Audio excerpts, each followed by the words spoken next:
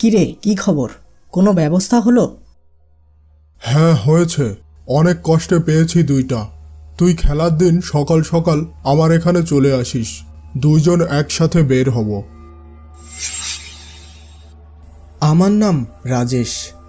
ছোট থেকেই ক্রিকেট খেলার প্রতি আমার আগ্রহের শেষ নেই। আমি অনেকবার স্টেডিয়ামে গিয়ে ইন্ডিয়া টিমের খেলা দেখেছি, কিন্তু কখনো কোনো বড় সিরিজের বড় ম্যাচ যেমন ফাইনাল বা কোয়ালিফাই ম্যাচের কোনোটাই দেখার সুযোগ হয়নি।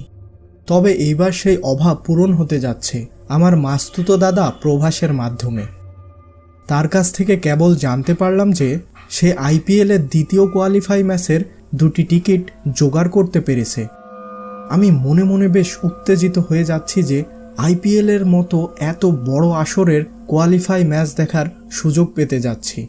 আসলে ক্রিকেটের প্রতি আমার ভালোবাসা এবং আগ্রহের পিছনে সবচেয়ে বড় অবদান আমার মাস্তুতো দাদা প্রভাসের। প্রভাসদা আমার থেকে 6 বছরের বড়। ছোট থেকেই প্রভাসদা আমাকে ক্রিকেট খেলার প্রতি আগ্রহী করে তোলে। প্রভাসদা বিশাখাপট্টনমে একটি চাকরি করে এবং সে সেখানেই একটি বাসা ভাড়া নিয়ে একাই থাকে। দেখতে দেখতে ম্যাচের দিন উপস্থিত হয়ে গেল। আমি সকাল সকাল খাওয়া দাওয়া শেষ করে বিশাখাপট্টনমের উদ্দেশ্যে আমার প্রিয় বাইকটি নিয়ে বেরিয়ে পড়ি।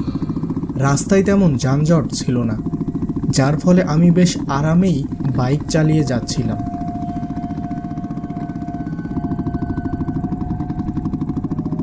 মনে মনে বেশ উত্তেজিত হচ্ছিলাম, কারণ আইপিএলের সবচেয়ে বেশি উত্তেজনাপূর্ণ ম্যাচ হলো ফাইনাল ম্যাচ এবং দ্বিতীয় কোয়ালিফায়ার ম্যাচ।